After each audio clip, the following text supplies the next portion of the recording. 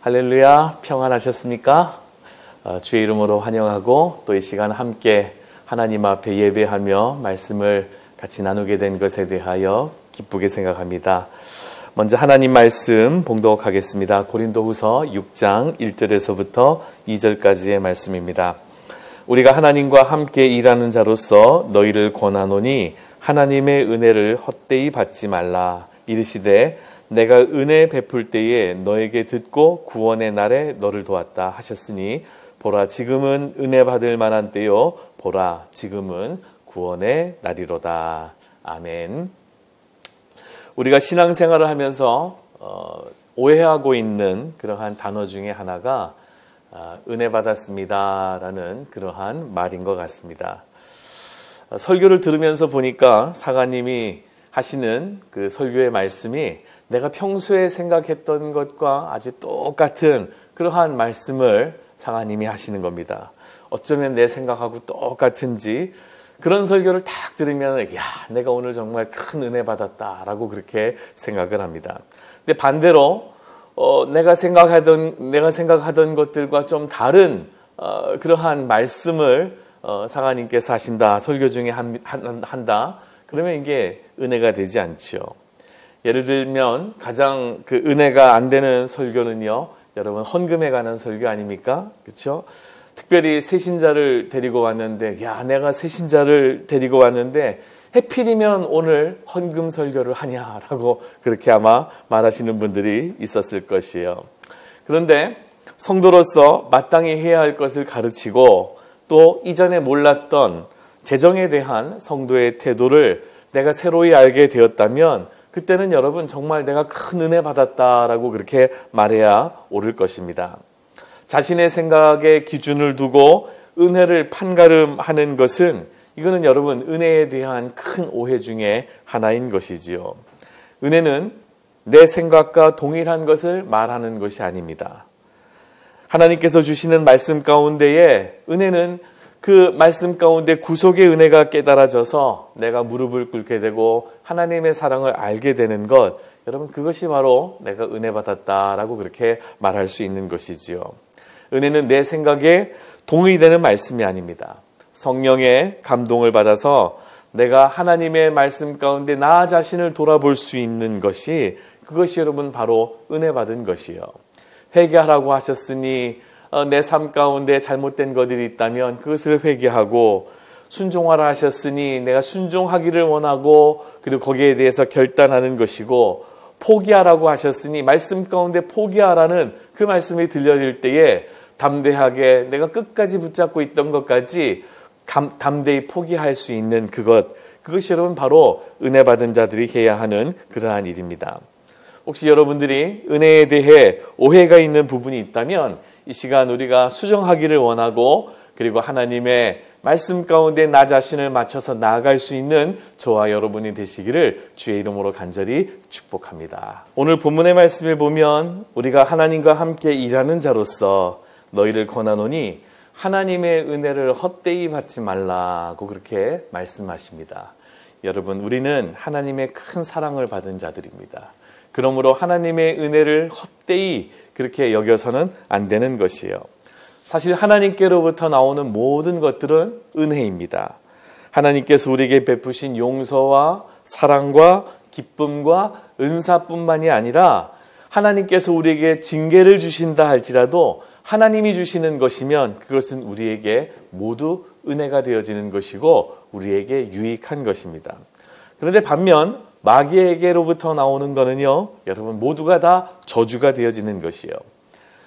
비록 우리가 갖게 되는 풍부한 재정이 우리에게 주어진다 할지라도, 또 우리에게 건강이 주어진다 할지라도 그것이 만약 마귀에게서 온 것이라면 그것은 우리에게 저주가 되어질 수 있는 것이죠. 여러분, 건강한 사람이 시험에 빠지기 쉽습니까? 아니면 병든 사람이 시험에 빠지기 쉽습니까? 건강하기 때문에 시험에 빠지기 쉬울 수가 있는 것이에요. 우리가 재정이 너무 풍부하고 너무 평안해서 그래서 우리가 시험에 빠지고 우리의 신앙이 식어버릴 수 있는 것입니다. 잠언 30장에 나오는 아굴의 기도처럼 나를 가난하게도 마옵시고 부하게도 마옵시고 오직 필요한 양식으로 나를 먹이시옵소서. 내가 배불러서 하나님을 모른다 여호와가 누구냐 할까 하오며 혹 내가 가난하여 도적질하고 내 하나님의 이름을 욕되게 할까 두려워합니다 라고 그렇게 말한 것처럼 부해져서 그래서 교만해져서 하나님을 모른다 할까 두려워하고 또 가난해서 오히려 하나님을 욕되게 할까 두려워할 줄 아는 그러한 신앙과 지혜가 우리에게 필요한 것 같습니다. 하나님께로부터 오는 그 모든 것들을 우리가 감사히 여기고 그리고 평안함 가운데에서도 하나님을 생각하고 때로는 시험 가운데에서도 하나님을 생각할 수 있는 우리 믿음의 성도들이 되어졌으면 좋겠습니다. 근데 이 은혜라는 말 가운데에는 반드시 두 가지의 내용이 그 안에 들어가야 합니다. 하나는 뭐냐면 하나는 내가 받을 자격이 없었다라는 것이고 두 번째는 그럼에도 불구하고 내가 넘치는 사랑을 받았다라는 과분한 사랑을 받았다라는 이 두 가지의 내용이 이 은혜라는 말 가운데는 들어가야 하는 것입니다. 다시 말해서 받을 자격이 없는 사람에게 넘치는 사랑이 나에게 부어졌다라는 그러한 그 감사가 이것이 바로 내가 은혜를 받았다라는 그러한 내용입니다. 사무엘하 9장에 보면 다윗과 무비보셋에 관한 그러한 이야기가 나옵니다. 이 무비보셋은 누구냐 하면 요나단의 아들이지요. 사울 왕과 요나단이 블레셋과의 전쟁에서 패하고 그리고 거기에서 죽음을 당하게 되죠. 죽음을 당했을 때 전사했을 때에 그 무비보셋의 유모가 이렇게 피신을 가면서 이 무비보셋을 들고 뛰다가 그만 그 아이를 떨어뜨리고 그리고 그때부터 두 다리가 부러져서 이 아이는 이 무비보셋은 평생 동안 절뚝발이의 신세로 살아가게 됩니다. 다윗이 왕이 되었을 때 이 다윗을 피해서 먼 곳으로 도망쳐 있던 무비보셋은 마치 죽은 자처럼 그는 생활을 하게 되었지요. 다윗이 왕이 되고 또 모든 것들을 다 평정하고 많은 시간이 지났을 때에 다윗이 요나단과의 어렸을 때의 약속을 기억해서 사울의 식솔들이 있는지를 사람들에게 물어보죠. 그때에 그 요나단의 아들 무비보셋이 살아있다라는 그러한 소식을 듣게 됩니다. 옛날 소년 시절에 요나단과 헤어질 때에 서로가 서로의 가족을 해하지 않고 보호해 주기로 책임지기로 그렇게 약속을 했기 때문에 요나단은 죽었지만 다윗은 그 어렸을 때의 약속을 기억을 해서 그래서 이 요나단의 아들 무비보셋을 부르게 됩니다. 두려운 마음으로 이 무비보셋은 왕 앞으로 나아가게 되죠. 다윗 왕 앞으로 나아가게 됩니다. 혹시 나를 죽이지는 않을까 하는 그러한 두려운 마음 가운데에 벌벌 떨고 있을 때에 그때 다윗은 이 요나단에게 그 무비보셋에게 이렇게 진정하라고 그리고 두려워하지 말라고 그렇게 이야기하면서 아주 파격적인 두 가지의 은혜를 베풀게 됩니다. 첫 번째는 뭐냐면 사울의 전 재산을 다 다시 돌려주겠다라는 것이에요. 사울이 왕의 시절에 가지고 있던 모든 재산을 무비보셋에게 돌려주겠다라는 그러한 은혜를 베풀게 됩니다. 그리고 두 번째는 더 큰 은혜인데 왕의 아들처럼 왕의 식탁에서 같이 왕과 식사할 수 있는 그러한 은혜를 이 무비보셋에게 베풀어 주게 됩니다. 이 무비보셋을 예루살렘 성에 왕의 식탁에서 같이 식사의 그 권한을 준다라는 것은 이건 여러분 그렇게 생각처럼 사실 쉬운 일은 아니었습니다. 왕과 함께 같이 같은 식탁에서 밥을 먹을 수 있는 그러한 자리는 그야말로 왕자들이 할 수 있는 그러한 일이었던 것이지요. 특별히 더 어려운 그러한 이야기가 있었는데 뭐냐면 다윗이 예루살렘 성을 점령을 할 때 사무엘하 5장에 나오는 그러한 이야기인데 여부스 사람들이 그 당시 이제 예루살렘 성을 점령해 있던 여부스 사람들이 이 다윗에게 이야기하기를 그 사람들이 네가 이리로 들어오지 못하리라 소경과 절뚝발이라도 너를 물리치리라 하니 저희 생각에는 다윗이 이리로 들어오지 못하리라 라는 그러한 생각을 가지고 있었다라는 이야기가 나옵니다. 그러니까 다윗이 예루살렘 성을 점령하려고 할 때에 그때 그 여부수 사람들은 우리가 소경과 절뚝발이라도 너희들을 물리칠 수 있다라는 그러한 놀림을 이 다윗이 받았기 때문에 예루살렘 성을 점령을 하고, 그리고 이 다윗은 선포를 합니다. 뭐라고 선포를 하냐면 소경과 절뚝발이는 내 집에 들어오지 못할 것이다 라는 그러한 이야기를 하게 되는 것이요. 그런데 무비보셋은 여러분 두 발을 다 저는 그러한 사람이었어요. 왕이 절뚝발이는 들어오지 못한다라고, 내 집에 들어오지 못한다라고 그렇게 선포를 했는데, 그런데 이 무비보셋은 그야말로 다리를 저는 그러한 사람이었던 것입니다. 그럼에도 불구하고 왕은 자기의 선포를, 자기가 이야기했던 그것을 스스로 폐기하고, 그리고 절뚝발이인 이 무비보셋을 왕의 식탁으로 초대한 그 은혜를 베풀었던 것입니다. 이때의 무비보셋이 하는 그 고백이 아주 여러분 귀합니다. 사무엘하 9장 8절에 뭐라고 이야기를 하냐면, 이 종이 무엇이간데 왕께서 죽은 개 같은 나를 돌아보시나이까 라는 그러한 이야기를 하는 것이요. 이 종이 무엇이간데 왕께서 죽은 개 같은 나를 돌아보시나이까 라고 그렇게 이야기를 하는 것이에요. 여러분, 우리도 사실 죽은 개 같은 자들 아닙니까?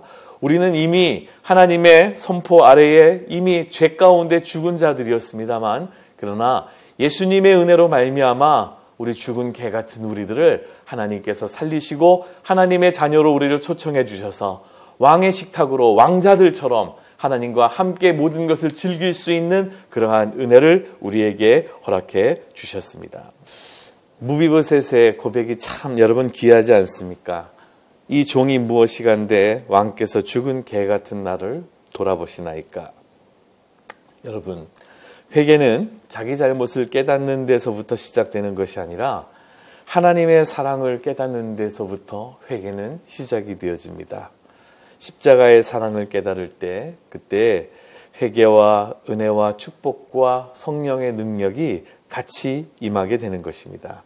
그래서 신앙의 중심은 내가 중심이 되어지는 것이 아니라 신앙의 중심은 십자가가 중심이 되어져야 하는 것이지요. 우리들은 이미 하나님의 은혜를 받은 사람들입니다. 그러므로 그 하나님의 은혜를 우리는 소유하며 나아가야 합니다. 그래서 여러분들은 늘 힘내시고 자존감을 가지시고 그리고 용기와 성령의 충만함을 가지고 우리가 나아가야 하는 것입니다. 우리가 계속적인 은혜를 이렇게 소유하기 위해서, 우리가 계속적인 은혜를 가지기 위해서 우리가 해야 하는 그러한 일들이 있습니다. 오늘 여러분들과 사실 그것을 같이 나누고자 하는 것이에요. 그것은 바로 뭐냐면 그 은혜를 우리가 계속적으로 가지기 위해서는 은혜를 계속적으로 사모해야 한다라는 것입니다. 하나님은 우리에게 은혜 주기를, 하나님은 우리에게 축복하시기를, 하나님께서는 우리에게 사랑 주시기를 원하신 분입니다. 그래서 우리는 그 은혜를 우리는 계속적으로 사모해야 하는 것이지요. 천국은 침노하는 자의 것이다 라는 그러한 이야기, 그러한 말씀이 있죠. 천국은 침노하는 자의 것이다. 천국으로 막 쳐들어가자라는 그러한 이야기가 아니지 않습니까? 천국을 침노하듯이 정말 천국을 간절히 사모하는 자에게 그 천국이 주어진다라는 것 아니겠습니까? 은혜도 이처럼 여러분 정말 침노하듯이 사모하는 그러한 믿음의 성도들이 되어지기를 바랍니다. 내가 은혜 받아야지 라고 그렇게 여러분 먼저 결심을 하십시오. 결정을 하십시오. 하나님께서 더 큰 은혜를 여러분들에게 부어주실 줄로 믿습니다. 구세군에는요, 그 과천에 가면 관악산 밑에 구세군 신학교가 있습니다. 저희들 구세군 상한학교라고 하는데, 그 구세군 신학교에 가면은 신학생들이 거기에서 이제 열심히 공부를 하지요. 근데 모든 일정을 마치고 이제 학생들은 강당에서 가서 기도도 하고, 또 어떤 학생들은 산에 올라가서 산기도를 합니다. 밤에 산기도를 하는데 옛날 분들은 이제 그러셨죠. 뭐라고 그러셨느냐면 소나무 하나 뽑기 전까지는 내려오지 말라, 뭐 그러한 이야기를 하셔서 저도 소나무 하나를 붙들고 거기에서 그냥 밤새도록 같이 기도를 합니다. 물론 밤이 새기까지는 하지 않았지만 하여튼 밤늦도록 그 소나무를 붙잡고 기도를 하는 겁니다. 그래서 소나무 뿌리를 뽑아보려고 아무리 노력을 해봤는데 절대로 안 뽑히더라고요. 기도하면서 그냥 앞뒤로 흔들고 옆으로 흔들고 하면서 주여 하면서 뽑아보려고 했는데 근데 그게 뽑히지가 않는 거예요. 그러면서 기도를 하는 중에 하나가 뭐냐면 하나님 저에게 말씀의 은사를 허락하여 주시옵소서. 각자 자기에게 필요한 여러 가지의 은사들을 바라면서 그 소나무를 붙잡고 우리가 같이 기도를 하는 겁니다. 네, 안 뽑혀요. 근데 안 뽑히지만 근데 받은 은사들은 있다라는 것입니다. 부스러기와 같은 은혜를 부스러기와 같은 은혜가 아니라 정말 큰 은혜를 하나님께서 저희들에게 허락해 주시는 것이에요. 목마른 사슴이 시내를 찾아 이산저산을 뛰면서 물줄기를 찾는 것처럼 여러분도 하나님의 은혜의 물줄기를 찾아 여러분 간절히 사모하면서 하나님께 그 은혜를 구해 보십시오. 요즘에는 환경이 너무 좋으니까 사모하는 그러한 마음이 없어질 수 있어요. 제가 지난번에도 말했듯이 등 따숩고 배부르면은 우리는 사모하는 은혜가 많이 사그라들게 되는 것 같습니다. 멀면 안 가고 비 오면 안 가고 바람 불면 안 가고 여러분 그래서 무슨 은혜를 받겠습니까? 은혜는 사모하는 자에게 주어지는 하나님의 놀라운 축복입니다. 좋은 환경이지만 사모해야 하나님이 은혜를 주시는 것이에요. 좋지 않은 환경이지만 사모해야 하나님께서 은혜를 주시는 것입니다. 하나님은 기도 가운데 은혜를 주시고 찬양 가운데 은혜를 주시고 예배 가운데 은혜를 주시고 말씀 가운데 은혜를 주시고 때로는 삶의 모든 형편 가운데서도 하나님께서는 은혜를 주시는 분이십니다. 그러나 여러분 간절히 사모하는 자에게 하나님께서 더 큰 은혜를 허락해 주신다라는 사실을 우리가 잊어서는 안 되는 겁니다. 왜 우리가 은혜를 받아야 합니까? 왜 우리가 신앙생활을 하면서 그래 구원만 받으면 되지 왜 또 하나님께 은혜를 받아야 하느냐라고 이야기한다면 여러분 우리는 은혜를 받아야 신앙생활이 재밌어지게 되는 것이에요. 성령이 내 마음을 이끄시기 때문에 하나님께서 나를 이끄시기 때문에 여러분 신앙생활이 재미가 있어지는 것입니다. 여러분 세상에서 제일 재미있는 게 뭡니까? 아마 사랑하는 사람과 같이 지내는 게 제일 재밌을 거예요. 그렇죠? 사랑하는 사람이 있으면은 그 사람의 손에 이끌려서 여기 다니고 저기 다니는 게 이게 여러분 제일 재밌지 않습니까? 밥을 먹어도 미워하는 사람과 밥을 먹으면 소화가 안 되는데 아무리 비싼 밥을 먹어도 소화가 안 되는데 사랑하는 사람과 밥을 먹으면 밥 먹는 것도 재밌어요. 그렇죠? 영화 보는 것도 재밌어요. 걸어 다니는 것도 재미가 있게 되는 것입니다. 시간 가는 줄을 모르게 되는 거죠. 이게 사랑입니다. 사랑에 이끌리면 삶이 즐거워지게 되고 재밌게 되고 행복하게 되는 것이지요. 그야말로 사랑하는 사람과 함께 있는 것은 여러분 꿈 같은 그러한 일 아니겠습니까? 이처럼 하나님의 마음에 이끌려 하나님의 은혜를 받아 여러분의 삶이 이끌리면은 여러분의 신앙생활이 그렇게 재밌어지는 것입니다. 은혜 충만해 보십시오. 신앙생활이 얼마나 재미있는지 몰라요. 마음이 뜨거워지고 그 마음이 뜨거워져서 봉사를 하면은 모든 것이 다 재밌어지는 것입니다. 성경 공부하는 것도 재밌고 일하는 것도 재밌고 기도하는 것도 재밌고 전도하는 것도 재밌고 그렇게 되어지는 것이지요. 그런데 성도가 은혜 받지 못하게 되면은요, 그때는 신앙생활을 제대로 할 수 없는 것입니다. 사람이 음식을 섭취해야 힘을 낼 수 있듯이 성도는 은혜를 받아야 여러분 힘을 내어서 신앙생활을 할 수 있게 되는 것입니다. 교회를 다니면서 은혜 받지 못하면 경건의 모습만 남게 되고 경건의 능력이 없어지게 되는 것이에요. 그야말로 은혜 받지 못한 신앙은 껍데기 신앙에 불과하게 된 것입니다. 그래서 마귀들은 우리에게 은혜를 받지 못하게 합니다. 오늘날 마귀는 수없이 성도들을 유혹하고 공격합니다. 우리는 더 이상 마귀에게 속지 말아야 합니다. 마귀가 가롯 유다의 마음에 악한 생각을 심어주었듯이 여러분의 마음에 악한 생각을 심어주어서 우리가 속게 되는 것입니다. 성도가 여러분 은혜 받기 싫어서 은혜 받지 않는 사람이 세상에 어디 있습니까? 교회 늦게 오고 싶어서 늦게 오는 사람이 어디 있어요? 계획을 세워서 오늘은 늦게 가야겠다라고 그렇게 다짐하는 사람은 한 명도 없습니다. 우리가 마귀에게 속으니까 은혜 받지 못하는 것이고 마귀에게 속으니까 신앙생활을 제대로 하지 못하는 것이요. 설교를 들어도 마음 문을 닫고 설교를 듣는 분들이 있어요. 뚜껑을 닫고서는 설교를 듣는 거예요. 마음의 뚜껑을 닫고 설교를 듣는 겁니다. 물론 여러분 이 방송을 보시는 시청하시는 분들은 마음의 문을 모두 열어놓고 그렇게 정말 하나님의 말씀을 사모하시겠지요. 근데 교회 안에서는 그렇지 않는 분들도 있어요.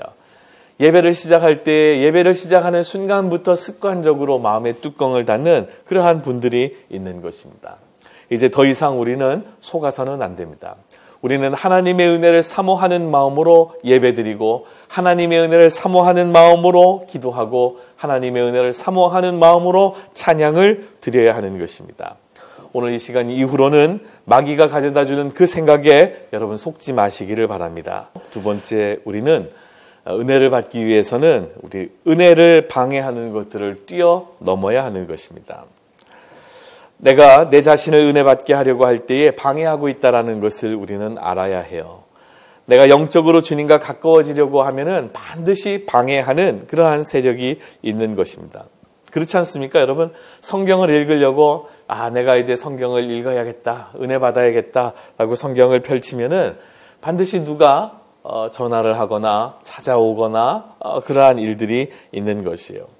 주일 예배에 빠지지 않으려고 하면은 반드시 여러분 방해가 있게 되는 것입니다. 특히 이제 내가 하나님을 처음 믿고 그리고 교회에 열심히 나가야겠다라고 그렇게 생각을 하면 꼭 주일날 무슨 일이 생기게 되는 것입니다.